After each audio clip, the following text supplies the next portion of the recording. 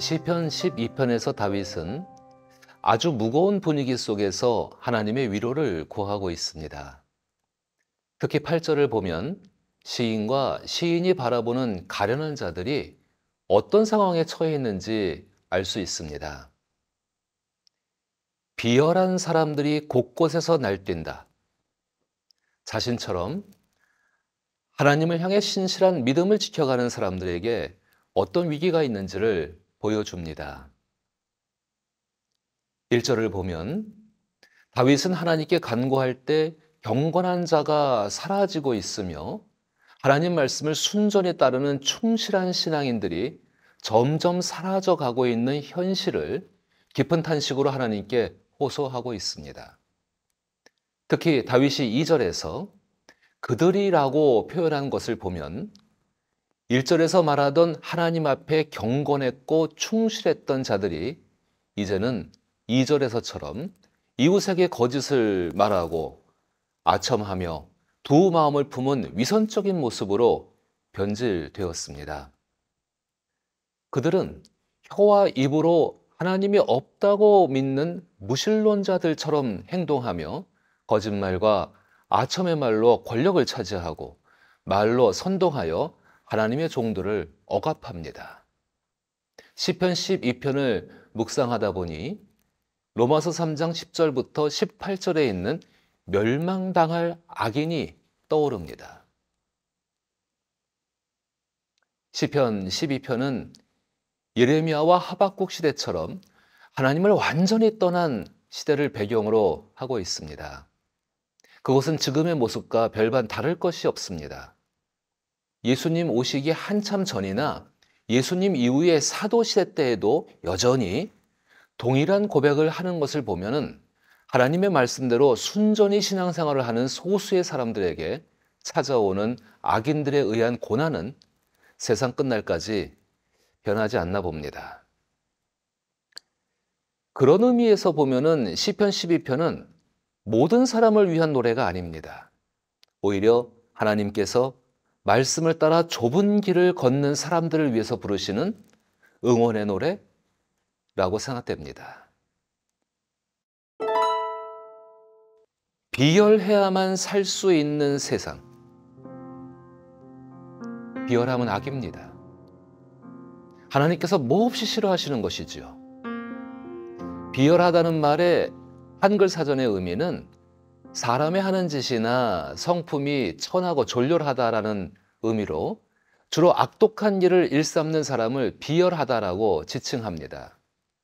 시편 12편에서 사용된 비열함은 히브리어로 졸루트 혹은 자랄에서 유래된 말입니다. 졸루트 혹은 자랄은 가치없다, 쓸모없다, 중요하지 않다, 가볍다는 뜻입니다. 그러니까 비열한 사람은 가치없고 쓸모없고 중요하지 않고 가벼운 사람을 지적하는 말입니다. 좀 더 심한 표현을 해볼까요? 때로는 비열함의 어원인 자랄을 지랄로 읽고 싶습니다. 다윗은 지랄병에 걸려서 지랄짓하는 사람들의 특징을 2절에서 아주 자세하게 묘사합니다. 이웃에게 각기 거짓을 말한다는 것은 이간질을 서슴없이 한다는 것이죠. 그리고 아첨하는 입술은 말로만 남에게 잘 보이려고 알랑거리며 비유를 맞추는 사람을 말하는데 이런 사람들은 결코 자기가 한 말을 책임지지 않고 일이 잘못되면 자기는 쏙 빠지고 오직 자기 이익에 민감합니다. 또 두 마음을 품은 사람은 우리가 일반적으로 생각하는 겉과 속이 다른 사람이라기보다는 더 구체적으로 자기가 원하는 마음과 사람에게 보여주고 싶은 마음이 다른 사람을 말하는 것입니다. 이런 지랄 떠는 사람들을 예수님께서는 외식하는 자라고 표현하셨죠. 하나님께서는 이렇게 지랄 떠는 사람들과 대화하고 싶지 않아 하십니다. 너무 교만한 거죠. 이런 사람들의 장점은 자랑하는 혀, 오직 자기 자랑입니다. 이런 사람은 자신이 자랑할 만한 일을 칭찬해주고 인정해주지 않으면 견디지 못하고 앙심을 품는 사람입니다. 특기는 4절에서 보이듯이 협박과 교만입니다. 시인은 이런 사람들 속에 살고 있었습니다. 특히 시편 12편에서 하나님의 원수인 하나님의 대적하는 이방 나라라는 표현이 없는 것을 보면은 하나님 말씀 위에 세워진 이스라엘 속에 비열하기 짝이 없이 지랄을 떨고 있는 사람들이 시인 주위에 흔했다는 것입니다. 이런 사람들로 인해 시인은 1절과 같은 탄식과 말씀을 이루시는 하나님의 일하심을 간절하게 간구하고 있습니다. 사실 자기가 하고 싶은 대로 하고 싶어서 지랄 떠는 사람과 있을 때는 괴롭고 힘들겠지만 무시하면 그만입니다. 시인도 그 정도는 알고 있습니다. 그러나 지랄짓하는 사람 때문에 가련한 자들이 생기고 가련한 자가 지랄짓하는 악한 사람들 때문에 눌림과 궁핍이 있고 그로 탄식하고 있다면 그것은 나라와 교회가 망하는 심각한 일입니다. 하나님의 관심은 명목상의 이스라엘에게 있지 않습니다. 어떤 민족, 나라, 교회이든지 하나님 말씀을 따라 믿음으로 살고자 하는 사람들에게 있습니다.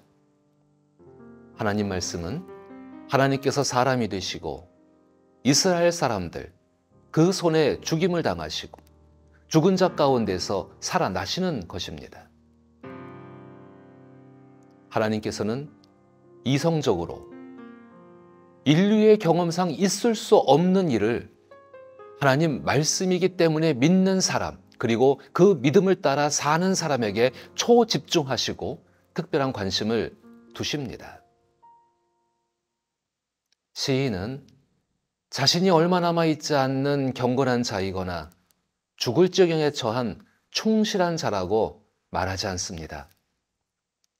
시인을 다윗이라고 생각한다면 아무리 다윗을 미화하고 포장해도 자기 욕정을 채우기 위해서 충성스러운 우리아에게 한 짓은 비열한 짓입니다. 후회하고 괴로워하고 아무리 회개해도 또 하나님께 용서받는다 해도 우리아를 가련하게 만든 비열한 행위는 사라지지 않습니다. 자신이 비열한 인간이라는 자각 속에서 시인은 6절부터 7절과 같이 되뇌입니다. 여호와의 말씀은 순결하며 흑도가니에 7번 단련한 은 같도다. 여호와여 그들을 지키사 이 세대로부터 영원까지 보존하시리이다. 말씀을 이루시는 하나님의 선한 인격을 확신하십시오. 하나님은 보존하시고 고귀한 가치와 존엄을 지켜주시고 비열함을 벗겨주시고 끝내 하나님을 찬양하게 하십니다. 생각해보면 다수의 비열한 사람들 속에서 말씀을 따라 살고자 하는 사람은 언제나 소수입니다. 그리고 경건하며 충직한 자들은 비열하게 지랄짓하는 사람들 때문에 늘 괴롭습니다. 지랄쟁이들은 자기의 목적을 이루기 위해 너무나 쉽게 이간질시키고 비유를 맞추는 아첨과 자기 자랑과 겁박과 협박을 해서라도 자기가 원하는 것을 기필코 자기 손에 쥡니다. 그러나 민족과 나라와 교회 안에 있는 신실한 적은 무리는 현실적으로 지랄짓하는 사람들을 당해낼 수가 없습니다. 그러나 하나님께서는 그 적은 무리를 위해서 일하십니다. 하나님께서 이 적은 무리를 위해서 하시는 일은 5절의 말씀대로 하나님께서 직접 일어나셔서 가련한 자들과 궁핍한 자들을 안전지대에 옮기신다는 것입니다. 저는 이 말씀을 확실하게 경험했습니다. 자기가 하고 싶은 일을 위해 누군가를 가련하게 하고 무가치하고 쓸모없는 것들로 가련한 자들에게 스트레스를 주고 보잘것없게 만들고 하나님을 향해 탄식하게 하는 것은 심각한 악입니다. 그런데 그것이 나라와 교회 안에 흔합니다. 비열한 악인 때문에 가련한 자가 만들어지는 것은 너무나 쉽게 일어나는 일입니다. 성실하게 열심히 그리고 맡은 책임을 다하는 것이 비열하지 않게 사는 것이 아닙니다. 시인처럼 다윗처럼 자신도 얼마든지 비열한 사람이 될 수 있음을 인정하고 하나님 은혜를 의지하여서 비열한 악에서 떠나는 것입니다. 건강한 교회는 비열한 악인들 속에서 가련한 자들의 탄식으로 옮겨진 하나님의 안전지대여야만 합니다. 건강한 교회에서는 보편타당하다고 생각되는 악, 당연히 그래야 한다는 죄, 근거도 없는 원래 그래라는 무가치하고 쓸모없는 죄악을 버려야 합니다. 신앙의 양심에 찔림이 되지만 자기가 생각하기에 더 좋은 것이라는 자기 명분 때문에 비열해지지 말아야 합니다. 비열함이 끓어오르는 세상 속에서 신실한 믿음으로 사는 것 때문에 소수가 되었을 때에 하나님 말씀 속에서 견고해지십시오. 비열한 세상 속에서 비열한 자들에게 죽임을 당하시고 다시 사신 예수께서 이렇게 말씀하였습니다. 적은 무리여, 무서워하지 말라. 너희 아버지께서 그 나라를 너희에게 주시기를 기뻐하시느니라.